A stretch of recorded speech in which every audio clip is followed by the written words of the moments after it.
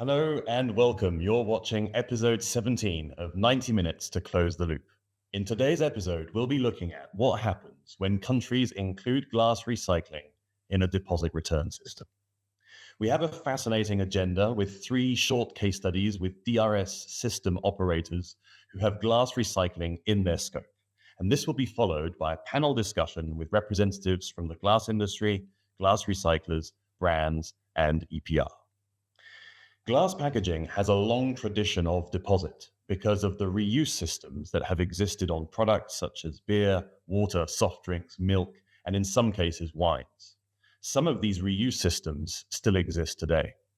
But the introduction of the Packaging and Packaging Waste Directive in the mid-90s, together with changing consumption patterns, saw a big shift away from reusable glass to single-use PET and cans. The rationale at the time, besides the environmental considerations that lightweight single-use materials had a better life cycle performance than heavy returnable packaging, was that reuse systems were seen as protectionist measures limiting the freedom of movement of packed goods in the single market. Indeed, there were even lawsuits against reuse systems. This is when the first wave of deposit return systems were introduced, for instance, in Germany and in the Nordics. They accompanied the move away from refillable glass to single-use cans and PET, and to a lesser degree, one-way glass. The concept of returning the packaging remained the same, but the materials were being sent for recycling, not for reuse. After that initial period of the late 90s, early 2000s, DRS was relatively dormant. But in the wake of the Single-Use Plastics Directive, there has been a new surge in DRS as EU member states seek to find ways to deal with the collection targets set for single-use PET beverage packaging. So what's the picture today? In the EU, there are currently 15 EU member states that have adopted a DRS, but we can consider that's 16, given that Portugal will officially roll out its system within the next month or so. Of the 16 then, 10 have chosen to include glass recycling as part of their scope. I think it's fair to say, though, that even when glass is in scope, DRS has never really been considered as the main tool to further develop collection systems for glass packaging and recycling, with the notable exception of Romania, where the product scope of the DRS indicates a desire to include as much glass packaging as possible within the system. As our Performance of Packaging Glass Recycling in Europe report demonstrates, glass packaging is massively collected through municipal waste management systems. And this is the collection model that has underpinned the growth in recycling rates for glass packaging. The only country out of the 20 we have surveyed in our report where DRS has a majority share of the collected glass is Finland. But interestingly, it is also the country with the lowest share of glass packaging in the market. But the reality is that every EU member state that is considering introducing a DRS will need to decide whether or not to include glass recycling in the system. In today's event, we will hopefully address some of the main considerations that will help policymakers, operators, and the whole value chain take the most appropriate decisions given their local context.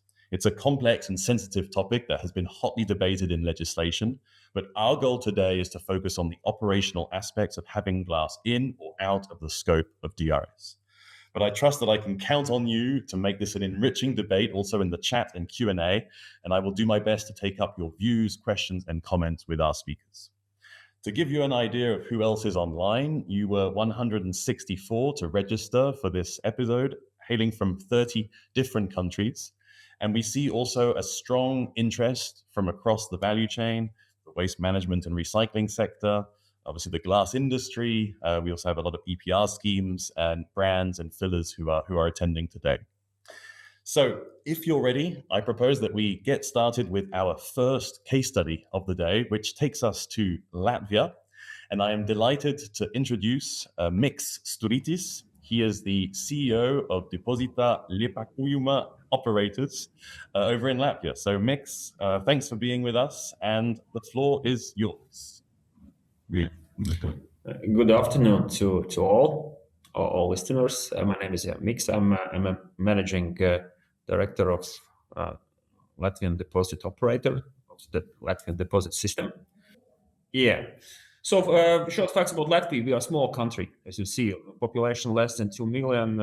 Actually, on map looking bigger due to the marketer those um, aspects than we are. Just 13% of the area of the Spain, if just to compare. And our market is also not big, just a bit more than half a billion of units included into the deposit system. And to move further, we have 1,400 collection points installed, and we are collecting 95% of the whole volume through the automated collection. So just the rest 5% is manual and Horeca. And we have back to retail model. Retailers are need to participate. It's compulsory for them. Above 300 square meters in largest cities, and the rest of territory 60 square meters. And yeah, and if we speak about what's included, yes, glass is in our system. Also, the official, according to the legislation, official responsibility of the operator is also reusable glass. So we are responsible for that. It's included into the deposit system. It's not voluntary. And what is included, dairy products are completely excluded. However, wine and liquors is included in plastic and cans. In glass, no. But the rest of it is included. Let's forward. Yeah, and if we what are the results? We started in 2022, 1st of February, and in our first transitional year, we collected in average 62%, and in last year we reached 84% of the average collection.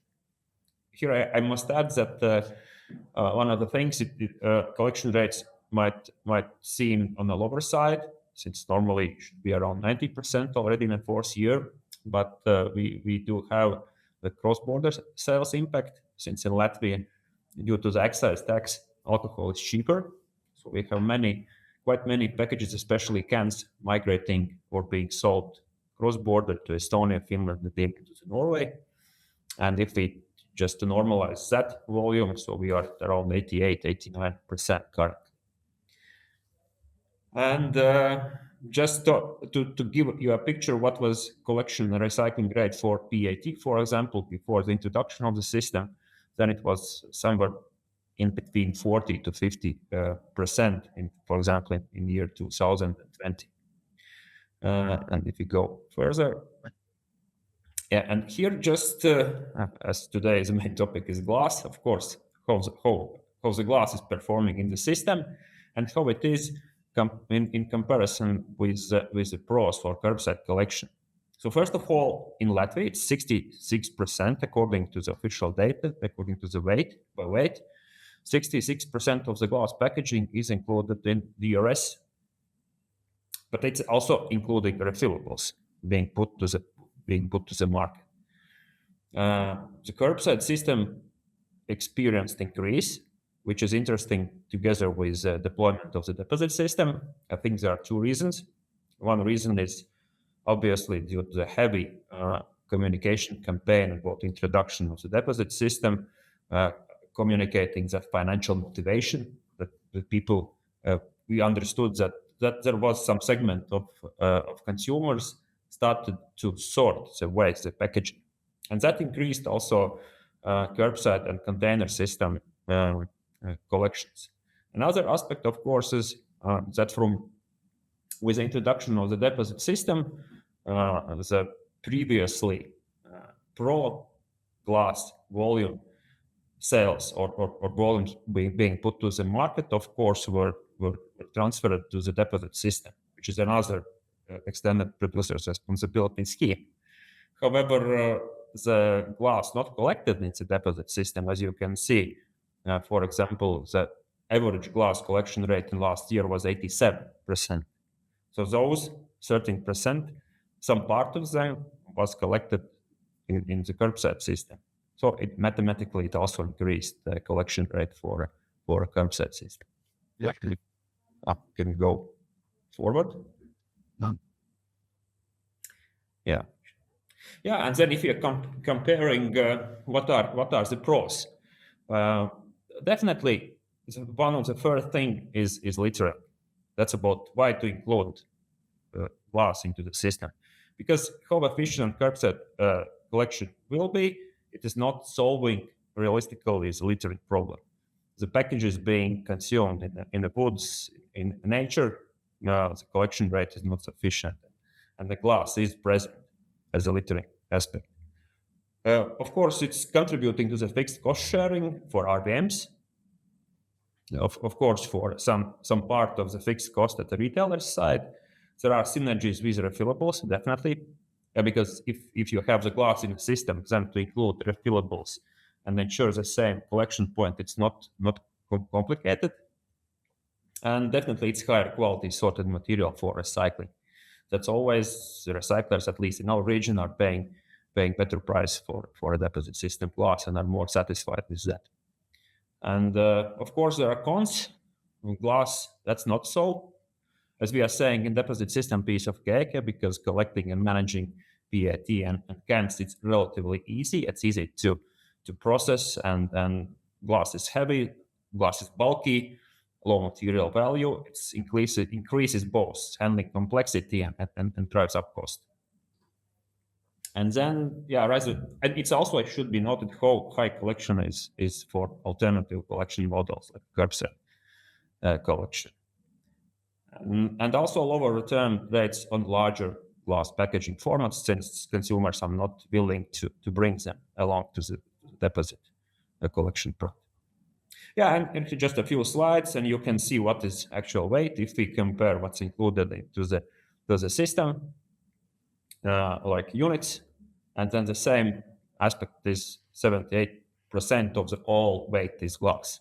And then the final slide, if we wish to like cost effectiveness, you can see comparison of the cost of DRS glass, how it costs per unit and per 1 kilogram, comparing to the container system or pro average Latvian cost for producer. So in a deposit system, glass is more expensive. Definitely. I think that's almost all. Thank you for attention. Thanks a lot, Mix, for taking us off on this topic. I see that the system has managed to balance quite effectively reusable glass and one-way glass. Like the split seems to be relatively balanced. Is that correct? Like within glass, like it's more or less reuse and one way is kind of equal? Yeah, in total, glass represents from unit-wise 24%. Out of which 10% is single use and 14% it was data of last year as reuse. Yeah. Okay. Interesting. Thank you so much, Mix. And obviously you'll be staying with us for the rest of the discussion.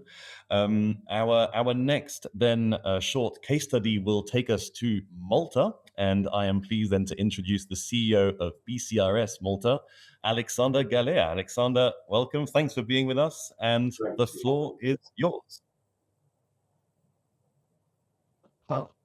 Okay.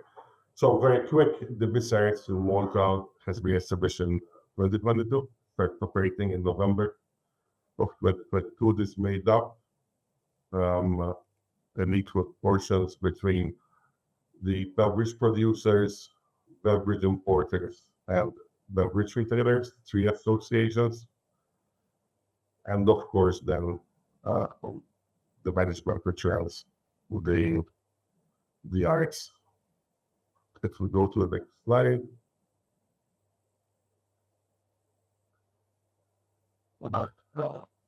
Yes, some quick statistics.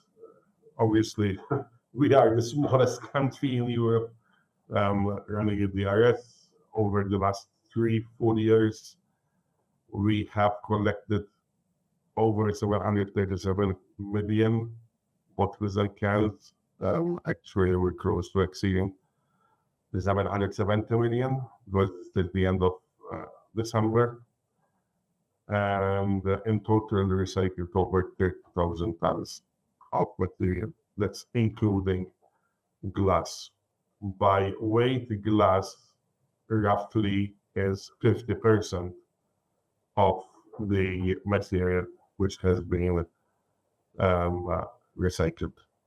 As a collection rate, last year we closed with a collection rate of 86%. Our target was 85%, and this year we are targeting to meet the 90% target by the end of the year.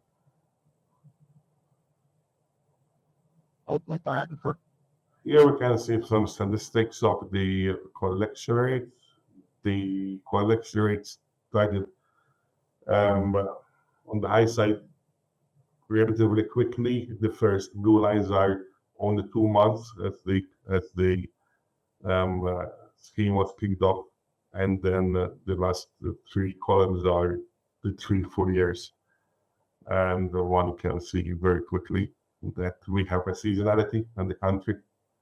Always the summer, where we double our population, tourism is much higher, but in general it's very repeatable and consistent, and will now grow. Before the DRS existed, there was already a scheme run by the municipal system, but it had no incentive to it. And the incentive was the main driver to have the scheme succeed really and start collecting most of the containers that are being one-time containers are being deposited on the market.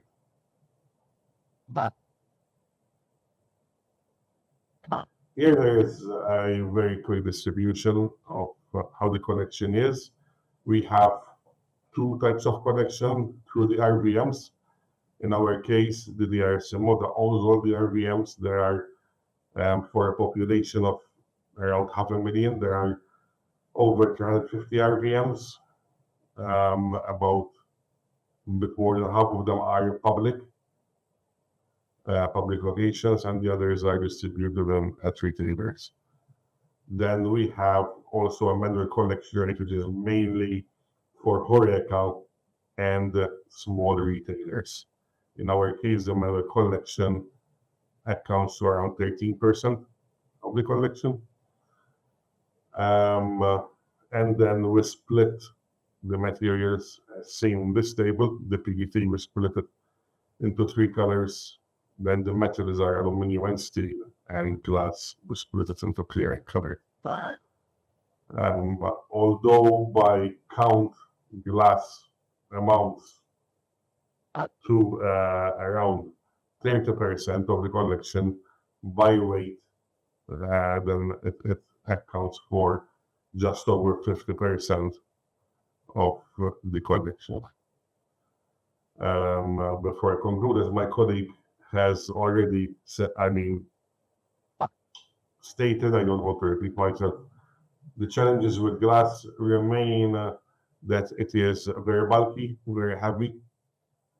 In Malta, we collect a lot of bottles which are above 1 liter. Malta has a high consumer of bottled water, so those bottles, most of them are 1.5 liter. The wines, there is different scheme, which is most derived by the wine producer, so we do not collect wine bottles, and the glass bottles that we collect are basically imported beers and water. This makes it a challenge for us. Although by weight, we actually collect around 30% of the country's glass waste, and we export it all. So for the country, the quantity is significant, but when it comes to exporting it, we have to export it by container. So we have the extra challenge of sea freight, and combined with the low cost or the low selling price of glass, it is putting it bluntly for us, a money-losing commodity or material strip. Yet we still believe that it should be collected as part of the obligations, or let's say dedication towards the environment by the three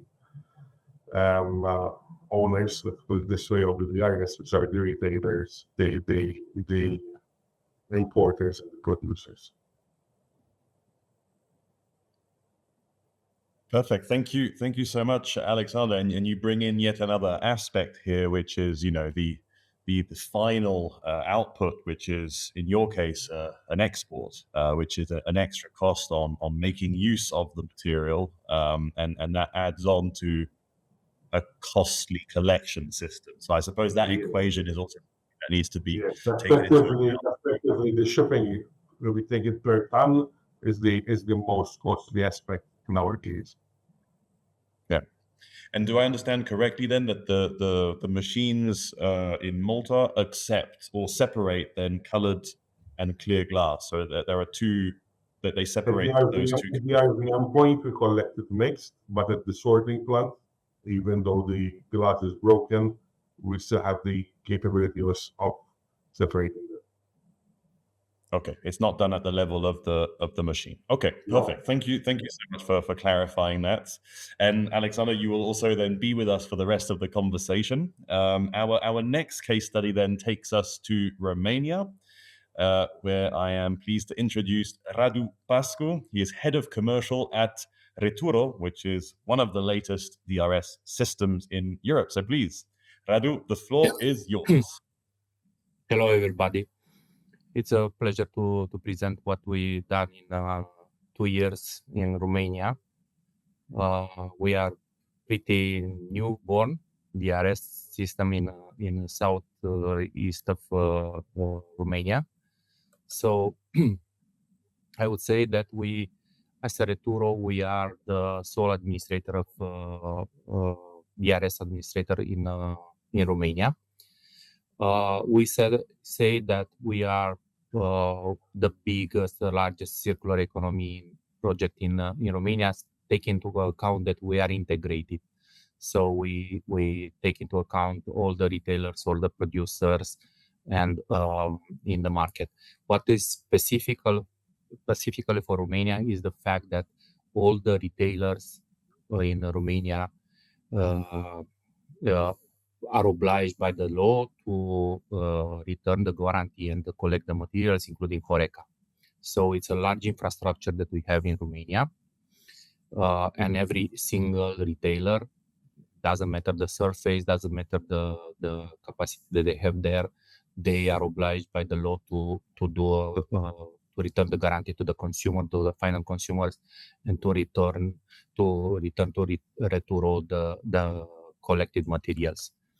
I would say the following: in the past, the return rates were quite low, and those materials came exclusively from municipalities.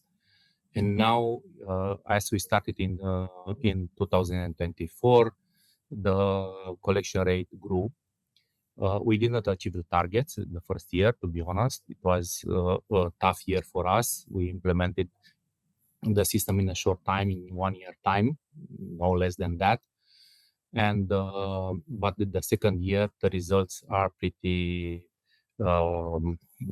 good.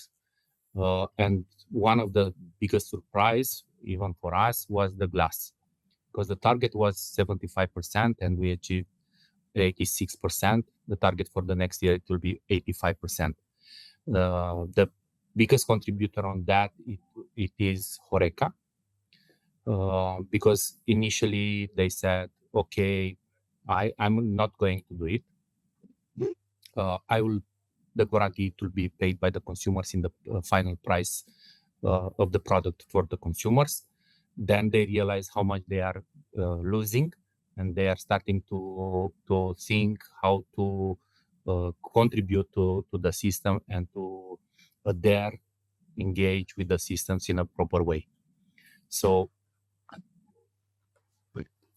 a little bit of history, discussions long times ago, 2018, a lot of conversation around the system, how can be implemented, what will be the value. Is 10 cents per packaging per bottle in Romania for all of the materials, PET, glass, and aluminium cans. Also particularly for us is the fact that glass is quite wide in the system. It's about all type of glass bottles in the system. I'm talking also spirits, wines, champagnes, whatever, cognac, whiskey, and so on. So its complexity is quite big, but every single type of bottle is entering into the system. Now we developed the infrastructure in here because the geography is quite complex, and we have 9 centers, counting and sorting centers across the Romania to cover properly the country, and we collect from all the geographies in the Romania. Why is complex? Because we are medium-sized country, to be honest, 90 million inhabitants, but we have a lot of producers, beverage producers, around 4,000 producers in Romania. We have a huge fragmentation of the retailer market. So if you compare with other markets in Western European countries, you'll see a huge difference because we have more than 80,000 retailers in Romania, big and small.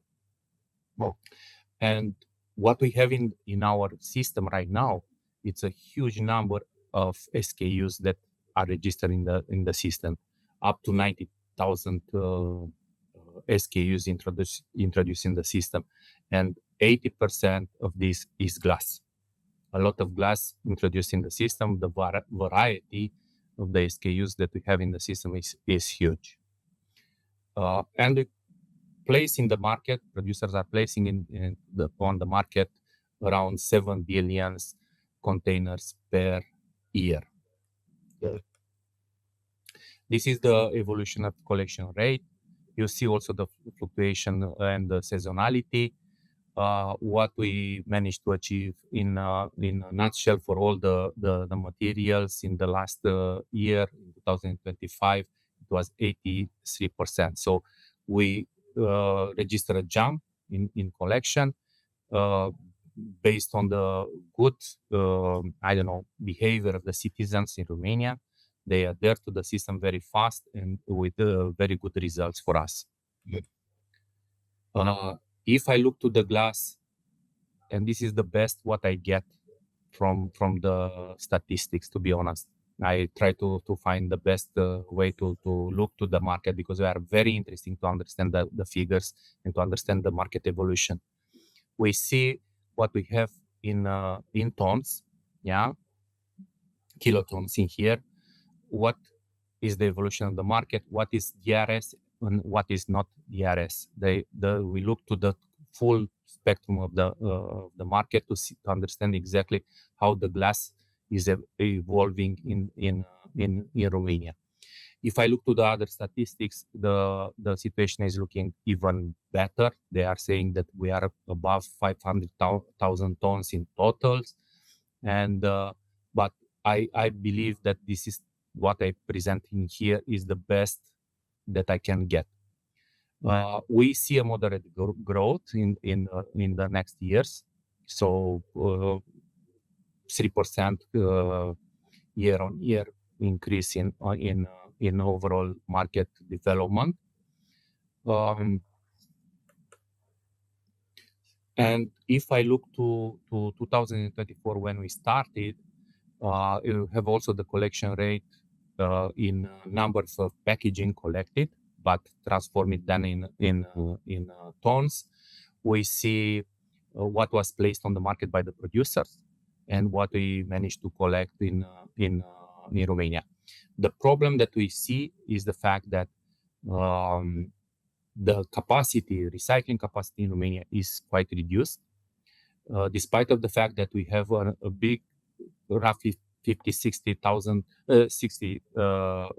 customers that are using cullet for different application.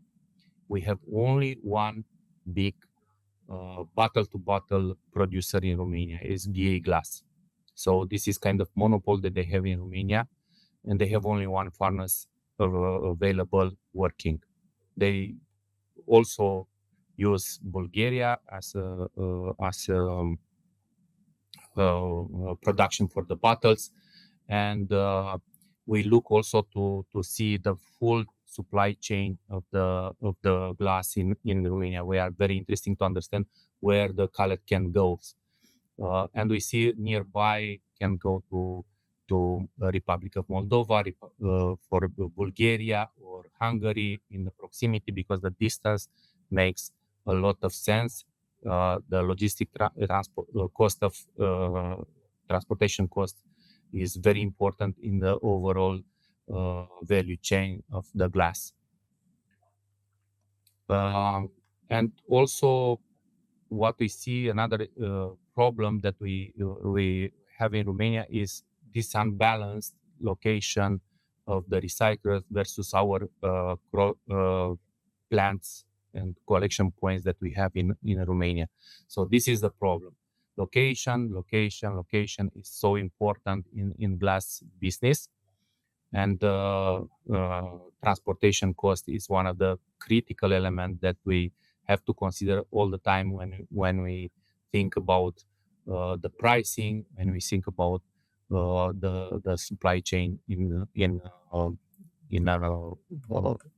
total.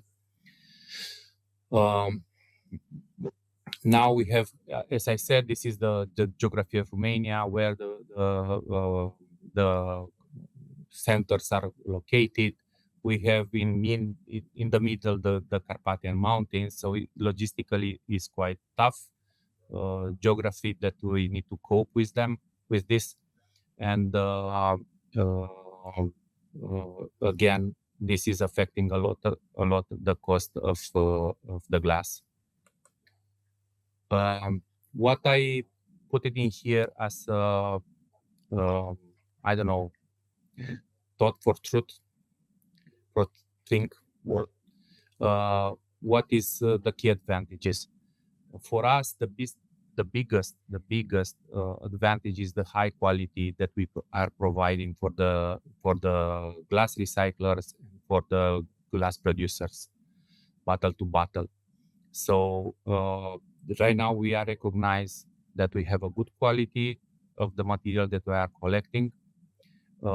We see that this is creating a stronger circular economy for the glass, and for the recycler, it's a greater stability, because they know exactly what they are going to get, they know exactly what they are going to produce, they know exactly, they have predictability and stability in the business.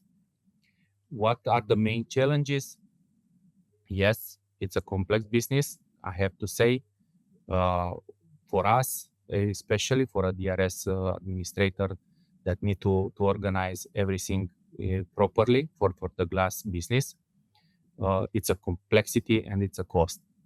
Also, we see that the reverse vending machines, the technology that are introduced in the market, is not really adapted for all type of markets and all type of glass markets, especially for us that we are having in the system a lot of type of glasses that is creating a lot of complexity, and machines are not prepared to cope with this complexity and this to crush the glass and so on. And also retailer resistance, because they are looking to this part of the collection like being very complex and very heavy. Also, we are competing. We are not competing. We extract from the market a lot of glass that usually it was used for collected by the municipalities. Now it's disappearing from the system. But this is good because if I look previously in 2023, we collected 80,000 tons of glass. In Romania, now we are collecting 3.5 times more. So it's a huge amount of glass, good quality, that we are providing for recyclers and for the producers. And another, let's say, concern is the increased cost for the producers. But in the end, I think the DRS, glass in DRS is not replacing collection system. It complements them. Yeah, there is a lot of other type of glass that can be collected through other type of systems. And also, I think this most important element that we can provide is the quality of the material that is helping everybody in the complex glass supply chain, and is supporting efficiencies and enable this bottle-to-bottle recycling. Thank you. Okay, thank you so much, Radu, for a very comprehensive overview of the Romanian system. Maybe just a very quick question. Do you see a difference in the return rate within the glass packaging between, let's say, the spirits or these kinds of bottles that in principle would be consumed over a much longer lifespan, and other types of products where you would expect a more frequent consumption, let's say? So do you feel that the type of product, the lifespan affects the return rate to some extent? I think beer is the most important, but I think the alcohol consumption in Romania is enough good to sustain the business, to be honest. So wines are quite big, and it was a problem with the wine producers, to be honest, to enter into the system from labeling perspective and preparation perspective and stock management, inventory management. It was a problem for them, an issue for them, but it was manageable. Okay, wonderful. Thank you so much. I propose then that we bring in all panelists together. So I would also like then to introduce our other speakers for today. We have Beatriz Freitas. She is Secretary General at AIVE, the Portuguese Glass Packaging Manufacturers Association. We have Dries van Aarde, who is Sustainability Director at Coca-Cola Euro-Pacific Partners.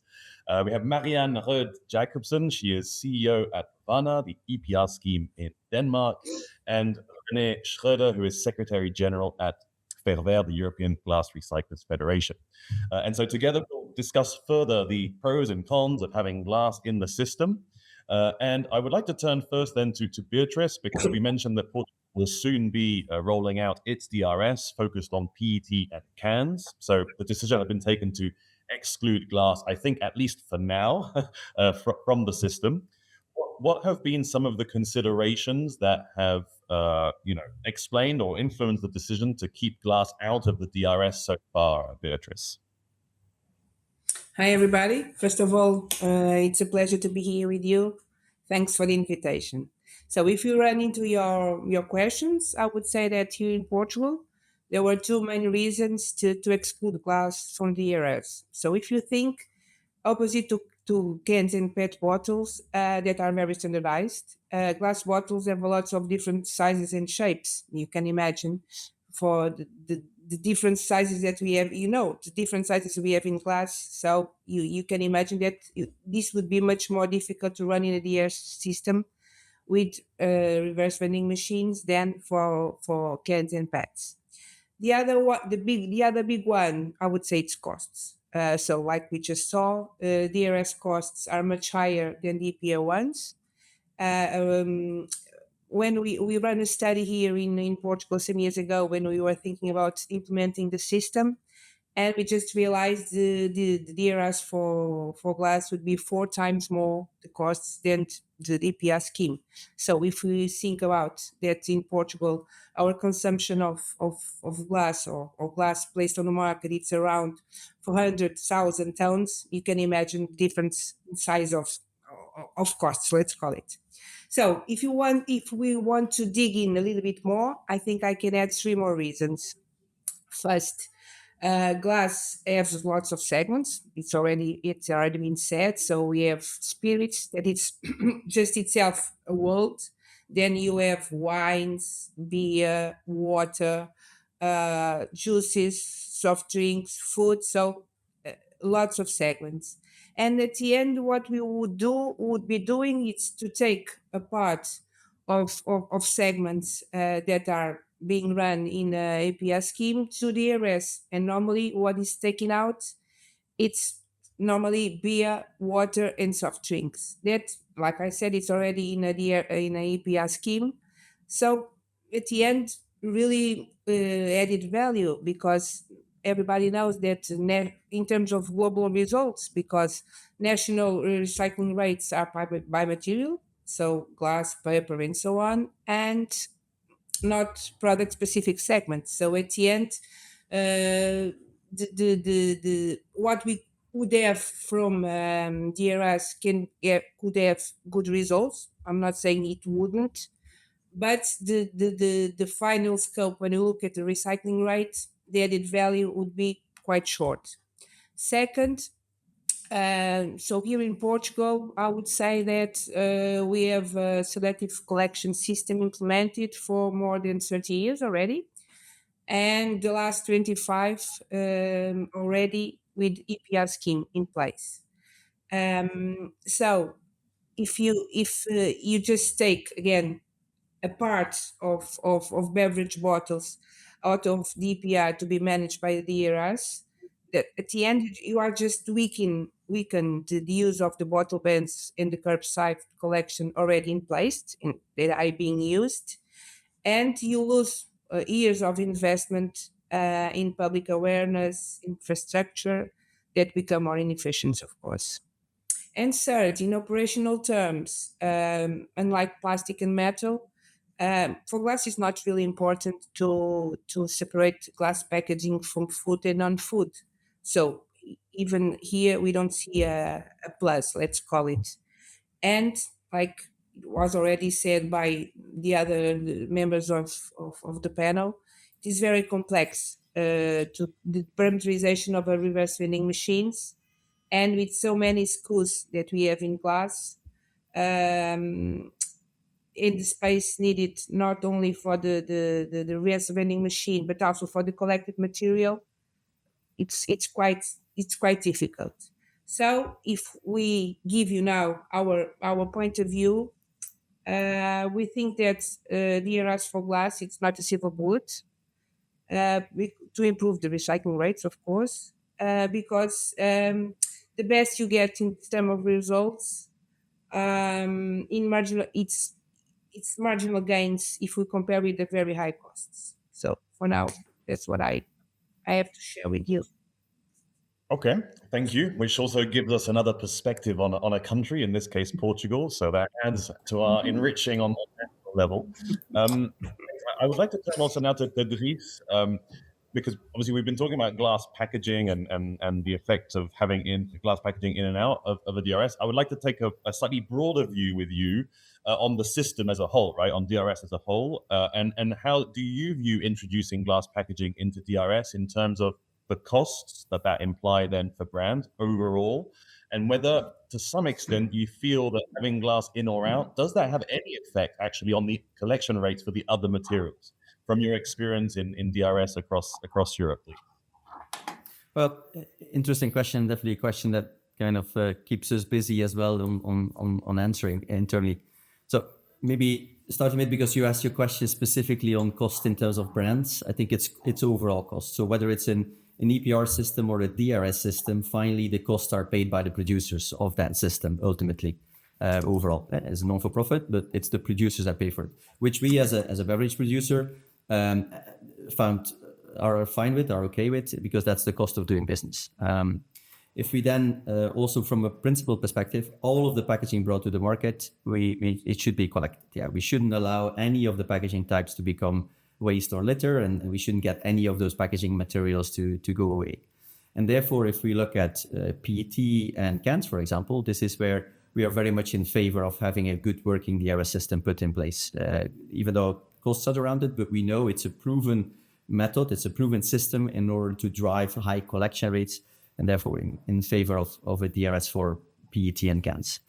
If you move that to glass, and I think, well, the 4 people that have been speaking, the 4 colleagues on the call that have been speaking have very clearly stipulated that the cost element that comes to including glass into the DRS systems are very high. And Beatrice, you mentioned 4 times the price and so on. I think we saw that coming through in other systems as well. So from a summary perspective, and also if we look at what we see as conclusions, clearly it's driving quite some complexity.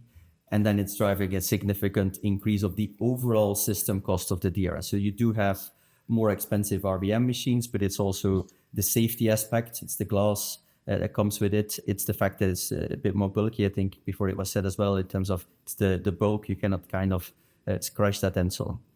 But next to that, you also have it from a more make it clear towards the consumer perspective point of view. So Jean-Paul, you asked the question about does that have an impact on the overall DRS system? So I think directly, no, it shouldn't. I don't think it will have really an impact from a PET and a can collection perspective, but indirectly it will. So you will still require a collection system outside the DRS for the glass packaging that is not included in the DRS. So okay, if wines and spirits are included or excluded, depends a bit on the system, but you will still need it for other parts of it as well. So this is where then the element of maybe a bit of confusing at consumers. So making it as easy as possible for the consumer to grasp what he needs to do with the packaging makes a big part as well. So I think it's complexity as well for the system, as well as towards the consumer, as well as, of course, the major cost that it drives to the overall system. That's Okay, thanks, Lucy. And you were talking about as a producer that you see it as an overall cost anyway. There's deposit return systems, there's EPRs. I mean, you're basically it's actually all EPR at the end of the day. It's just one big cost for extended producer responsibility. And I would like then to turn now to Marianne and see the picture a little bit in Denmark. So if we can just show also our view of Denmark again from our Performance of Packaging Glass Recycling in Europe report. I mean, here we see that in Denmark, the deposit return system accounts for more or less 29, let's say 30% of the collected materials, whereas the municipal waste management accounts for more or less 70%. So that would be more or less the picture that we see coming from our survey. My question, Marianne, is, well, A, is this actually a representative view of the picture in Denmark? Do you sort of confirm this? And also, how challenging is it for an extended producer responsibility scheme to coexist then with a deposit return scheme on this kind of share of the market? How do you deal with that? How do you bring clarity into this market when it comes to extended producer responsibility and DRS? I think, first of all, thank you for having me here. And very interesting questions, because in Denmark, the EPR on packaging has only been into force from October 1st last year, 2025. So we do only have about 6 months of experience in running this EPR scheme. I would say from a consumer perspective, it is not a problem having the 2 separate schemes. I think it works. We have a very well-functioning DRS system in Denmark. It has been working for, I think, 25 plus years.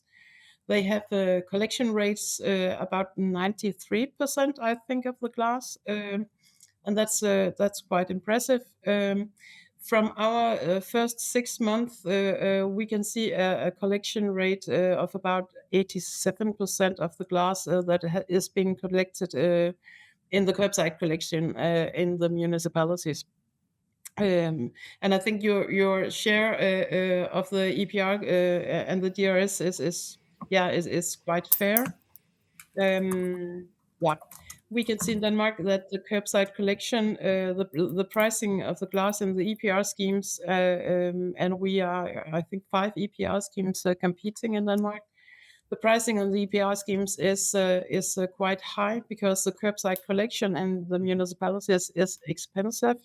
So that's one of the things we're discussing in Denmark now. Maybe in opposite what your expectations or your experiences are. Okay. Thanks, Marianne. And maybe if I turn now to René on the sense of perspective as glass recyclers, what would be your view as to when or when should not glass be included in the deposit return system? I mean, is it linked to countries that are not yet meeting their glass recycling targets? Is it linked more to quality of the material? What are your considerations when thinking about preferring to have glass in or out of a deposit return system? And a quick unmute, please, René.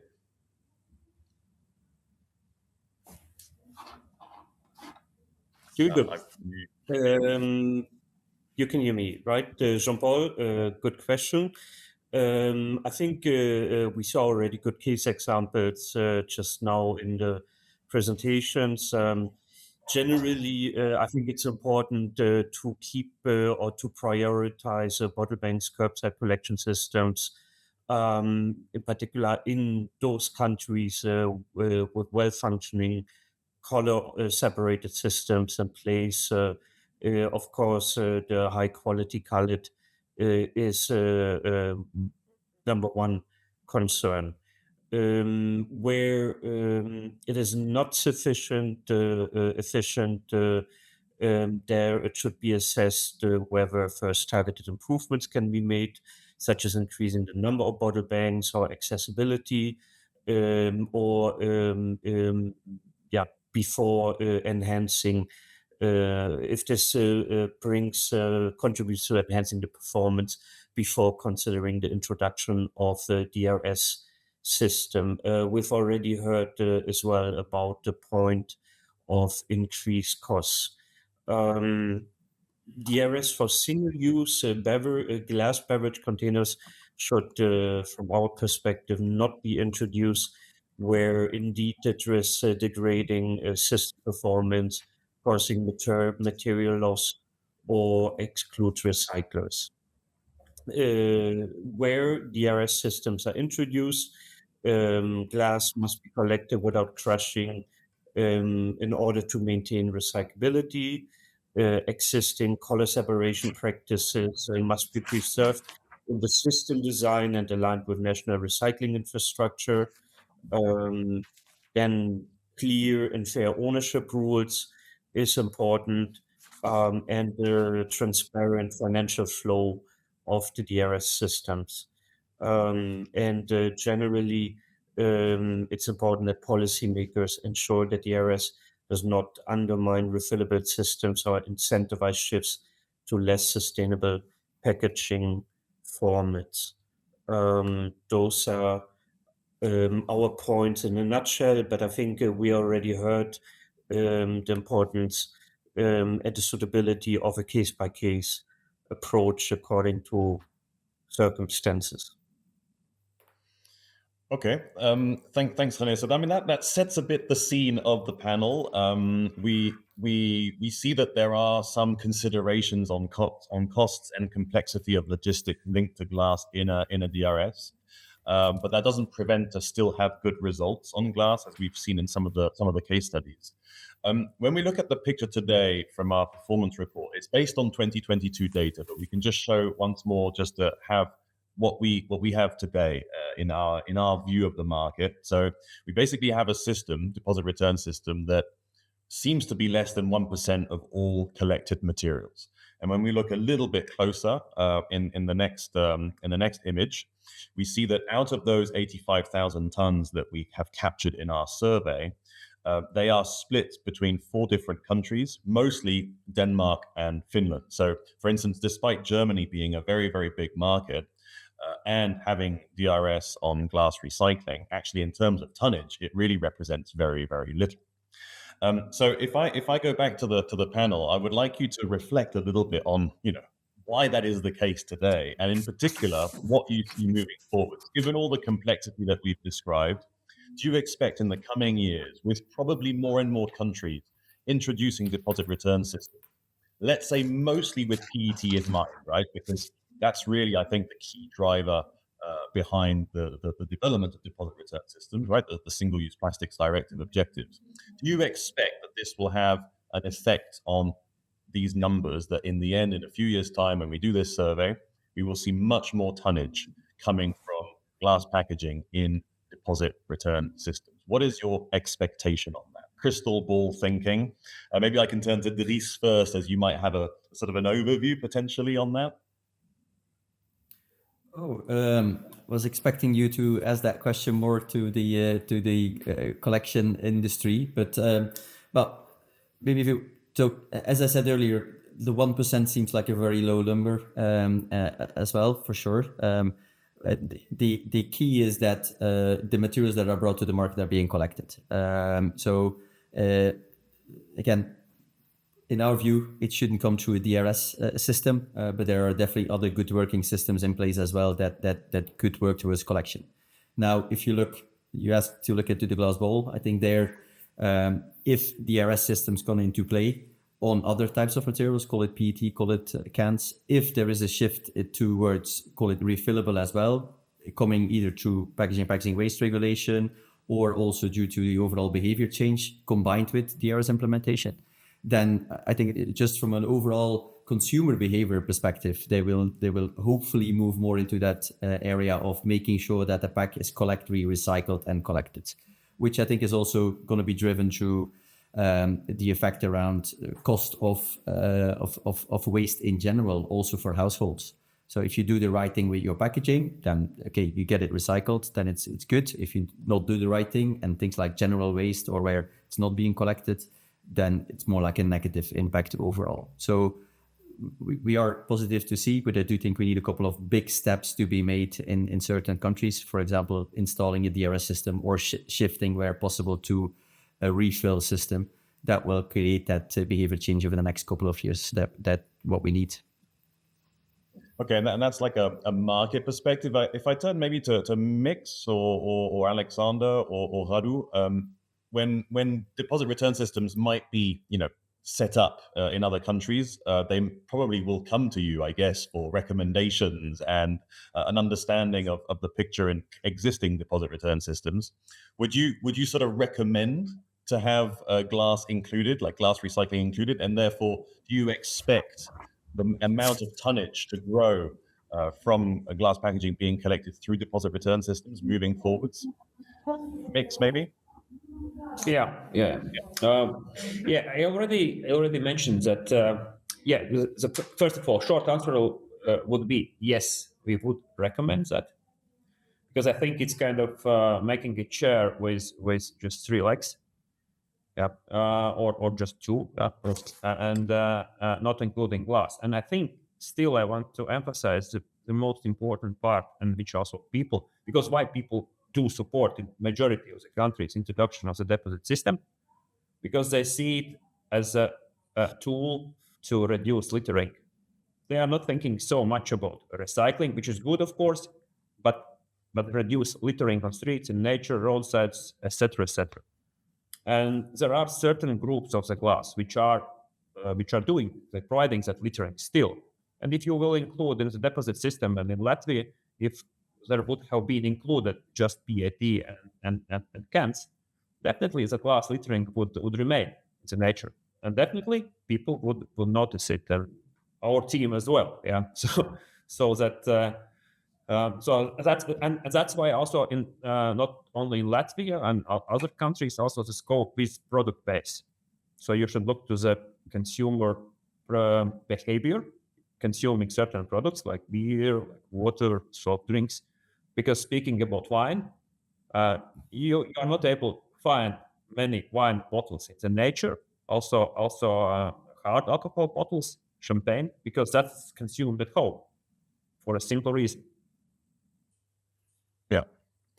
Yeah. I mean, I suppose what you're saying is that for the baseline litter prevention, you would say it's still a good thing to have glass in.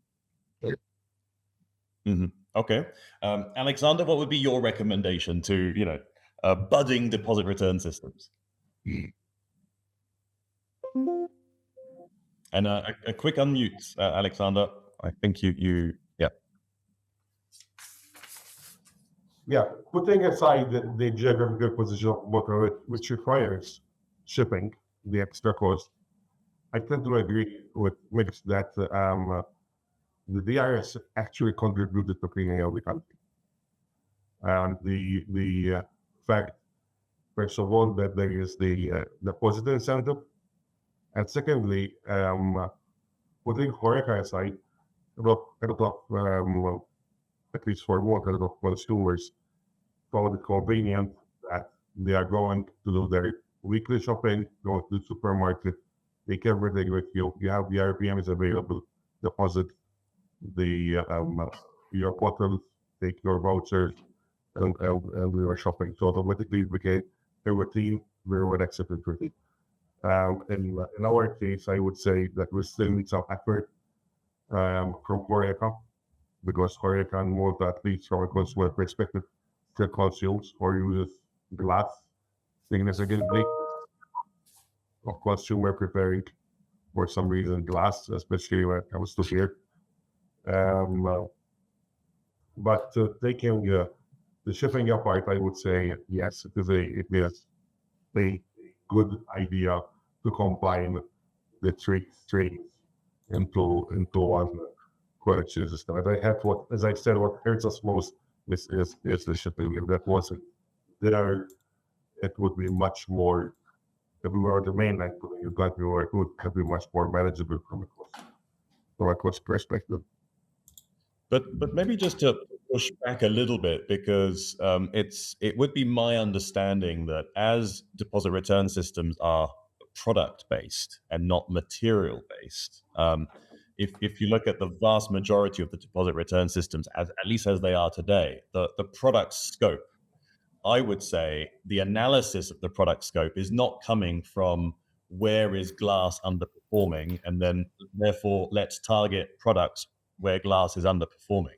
It seems to me that the products are targeted because of an underperformance of other materials, probably mostly PET, also linked to the target as set by the Single-Use Plastics Directive, and therefore maybe with the exception of Romania, as I said, because it's a very, very, very broad scope in Romania, where there seems to be a deliberate attempt at putting as much glass packaging into the system.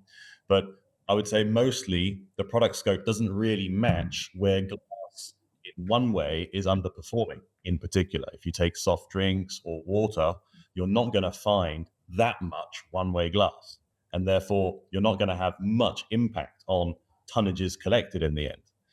That's obviously very different if you include then wines and spirits, where you will be de facto targeting markets that are predominantly in glass.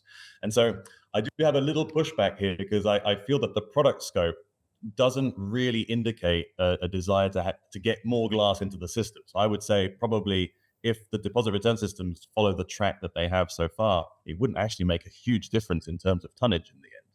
I don't know, maybe Marianne could have a view on that, given the market in Denmark.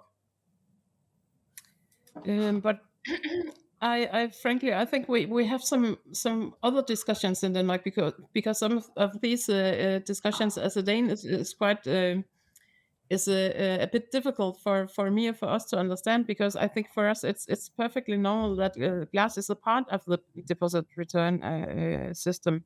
So I think we're discussing now the upcoming EU targets on reuse and having a discussion there with the DRS in Denmark, because they actually don't want reusables or more reusable bottles into their scheme, and we're having quite religious discussions on which is the best for the environment, the reuse or the recycling of the bottles.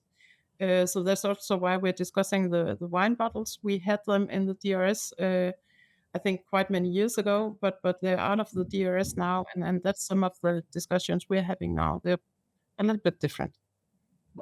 Go ahead. Okay, I saw Mix maybe first, and then I'll come to Dries. Yep, please. Yeah. Just one small comment. I think it varies from one country to another, depending on kind of market specifics. Because, for example, in Latvia, glass is quite popular. So 24% of all deposits go into glass, meaning, and 40% of all beer sold is in glass. Yeah, so that's local preference to consume products into glass. And if you are comparing efficiency, like from both aspects, from cost-wise or CO2 marking-wise, comparing single-use glass and reusable glass, then reusable glass is winning. And that's the reason why we counted in Latvia, we have avoided 73,000 tons during those 4 years of avoided glass recycling because of the reuse. Yeah. So it's also clear decision from the producer side to choose in between. Okay, thanks. Say Dries. something also. Maybe Dries first, and then we'll come to you, Radu. Okay. So what my point is a bit going in the same direction. I think so. First of all, if you look at and it was mentioned before about the glass of champagne mostly consumed at home and so on. So there is definitely a type of packaging with a location and an occasion on where that's being consumed. So if it's something really kind of on the go and going to the beach and so on, you will less easily go for a glass bottle versus another one. But just overall, if you're creating that habit of you buy something, you pay a deposit, and you bring it back and you get the deposit back, then the question is, why are we not moving to a refillable more in these type of circumstances? And then the move in similar type of systems, similar type of, I think before it was mentioned as well by René about not crushing the materials to keep the higher quality overall. If that's then the case, then the step towards refill becomes, well, very small or almost non-existent. And then you would question why not go for the most sustainability directed option and go for the refillable solution overall. And next to that, let's not forget the type of other packaging in glass that you would have, still like wine or champagne or even a choco pot and these type of things. They won't fall in a DRS system. So you still need a collection separately from that. So let's not try to kind of add systems on top of systems and so on. So probably there's a good solution if collection on glass materials or glass packaging is a problem or is too low, is more shifting towards a refill or maybe incentivizing refill more, where on other product groups that you will still need to drive collection overall because you won't put them in a DRS system anyway. Okay, Radu wanted to jump in. I think that there is no solution that fits all, and markets should judge by themselves what makes sense for them. As Marianne said, if there is a system that is working well, doesn't make any sense to consider to change it, what is working already. So I think each market should do a proper analysis and profound analysis what makes sense for the market.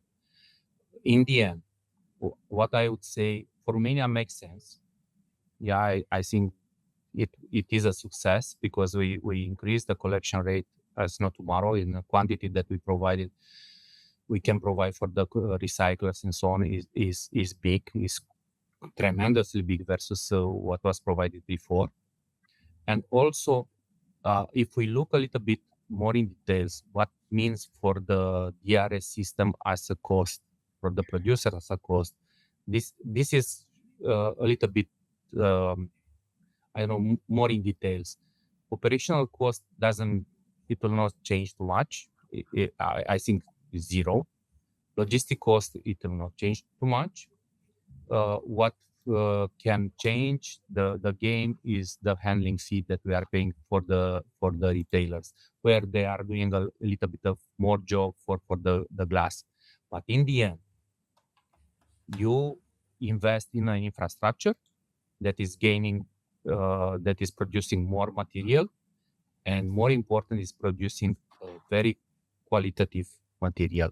So if you put in the balance what you get from I don't know, traditional systems versus what you get from the DRS system as a quality and the cost attached to that, I think that is the equation that should be solved by each country alone, and with good numbers and good knowledge about what is happening there. And So there is a cost then that needs to be discussed. The other aspect that I would like to bring in is then the products in glass that would then remain outside of the scope of a deposit return system. Is it the case that those products will represent a higher cost and a more complex investment for municipalities?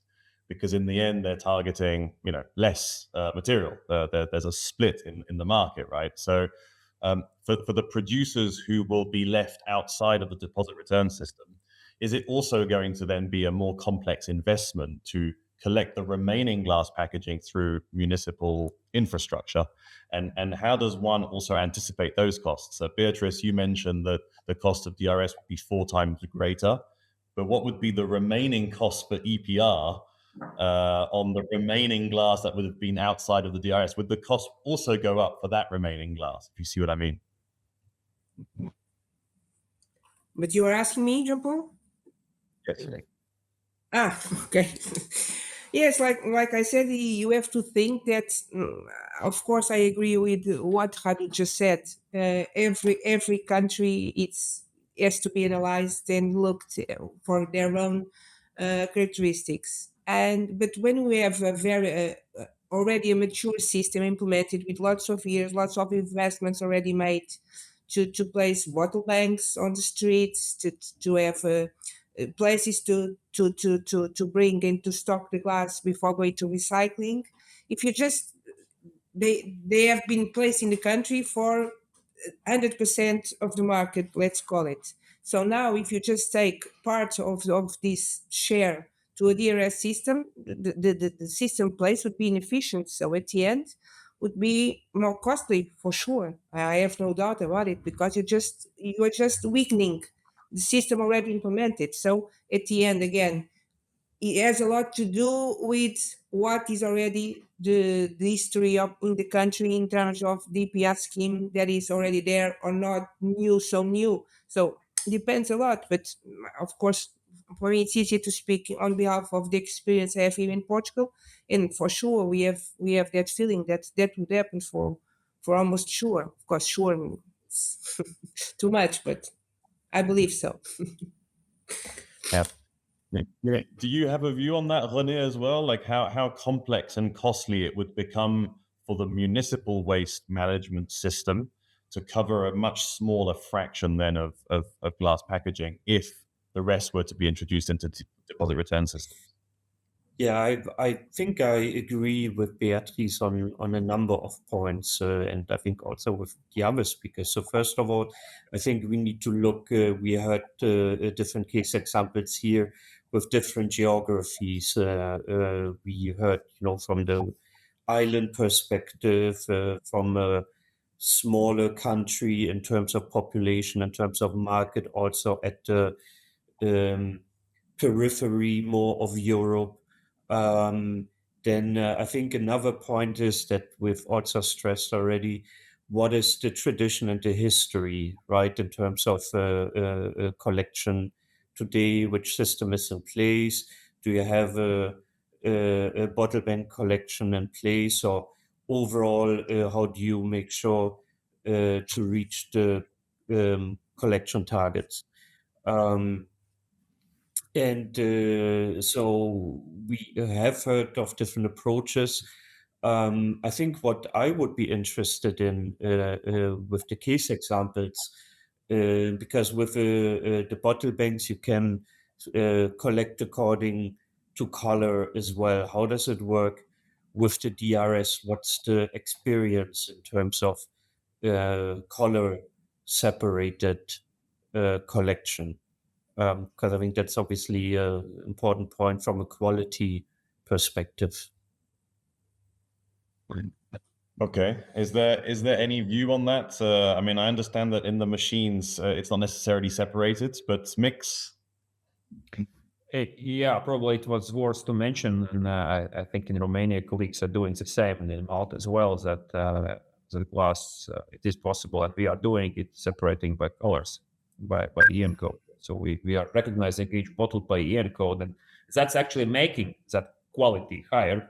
Not only cross-contamination, we are avoiding it, like from PAT and other, like bio, whatever, but also separation by glass.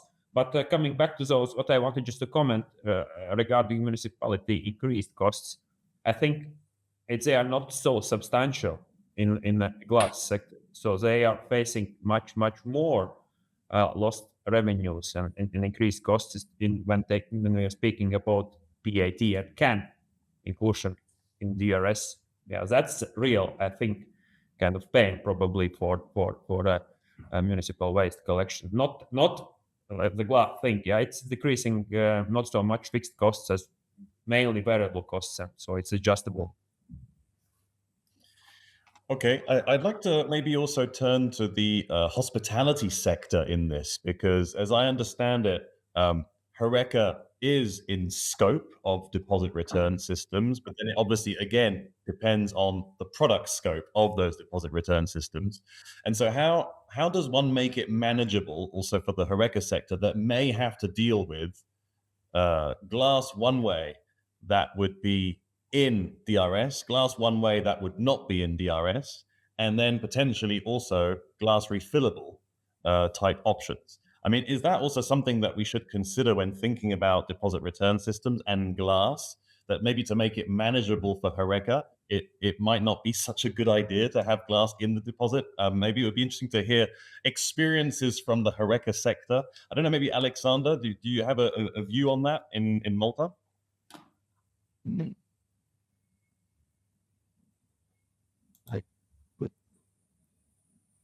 And a quick unmute, please, Alexander.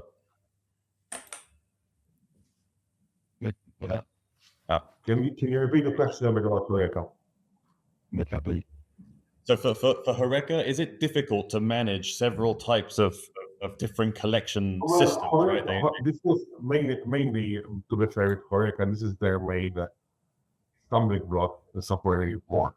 And in our case, in Malta, they have to separate into the glass in itself into three streams. That's the glass alone. So the glass has to be separated into DRS, qualified as glass. Then you have the one-way glass. So there's still one-way glass.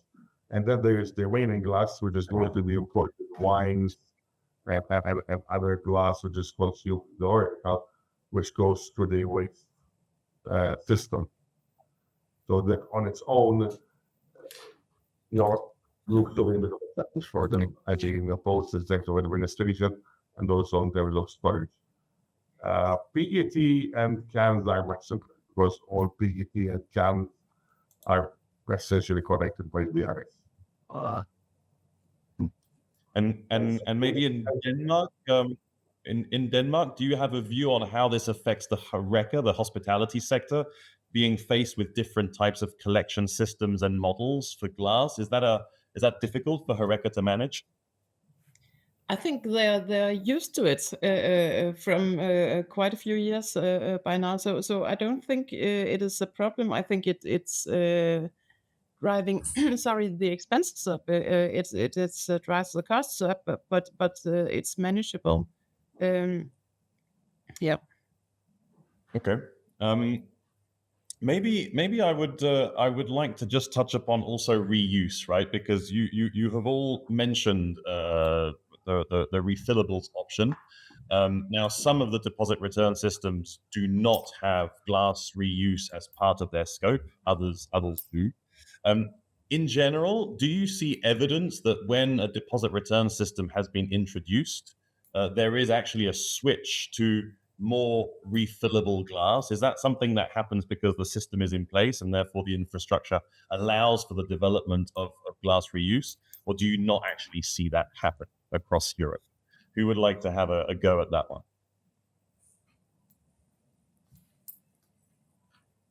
Maybe, yeah. Yeah, but just very shortly, yeah, we have seen increase of usage.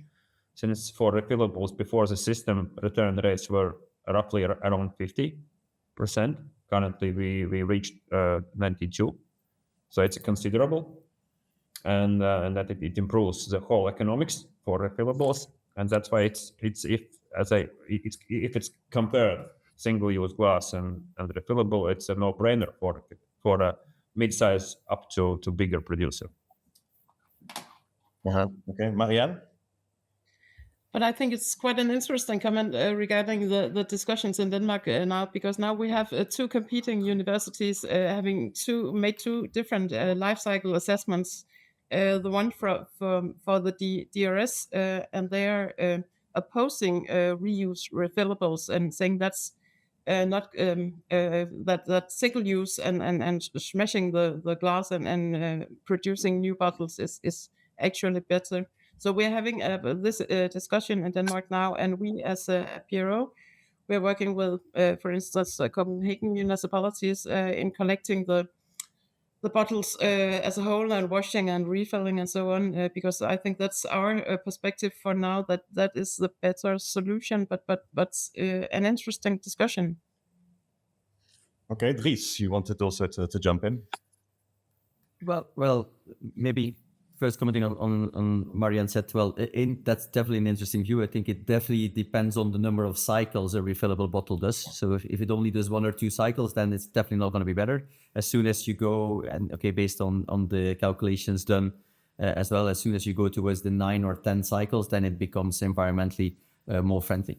Coming back to your question, if you do see that shift when the DRS system is implemented towards more refillable, I think consumers are looking towards the convenience, as well as you look at it from a HoReCa perspective, for example, is where then refillable tend to come into crates. It's then easiest to carry. You do need to bring them back. You kind of sort and move in that direction. So I think finally that will find its way through it. If these systems come into play, that will kind of create that behavior change, and customers will be looking for the most convenient way to go. So there, finally, it will be, every pack kind of has its place within the market. Yeah, so perfectly fine to use a single-use glass bottle when it's about the slower moving, like a wine or a spirits and so on. I think forcing that in a refillable looks like a bit crazy. On the other hand, you have the more fast-moving ones, like talking about our own business. There, if you put things in a refillable glass bottle where you do have the habits and the systems, especially for things like home consumption or in HoReCa, it makes perfect sense to do. So it's not one size fits all. It's not one size fits all for the countries. It's not one size fits all for every channel and type of use case. But there are definitely good use cases where it could help and drive doing the right thing from a packaging perspective. Yeah. Okay, thank you. Beatrice as well wanted to jump in. Yes, according to a study that FEF, our Glass Federation, did, unfortunately, yes. Unfortunately, no, the other way around. So it's not connected completely like somewhere people think or size. And sorry, my mix. I'm not. I don't agree with you, because at the end, we don't see that having a glass in the DRS then comes to raise if we want to have more reusable on glass. What the study that we conduct in FEF just shows, it's the opposite. So the why, yes or no, about the consumer being willing to go more into a reusable system has nothing to do with the other consideration, nothing to do exactly with the DRS. So bottom, DRS, it's not a way to finish in more reusable for glass, of course. That's the way we see it, and that's according to a study we did. We not the FEF, our federation did.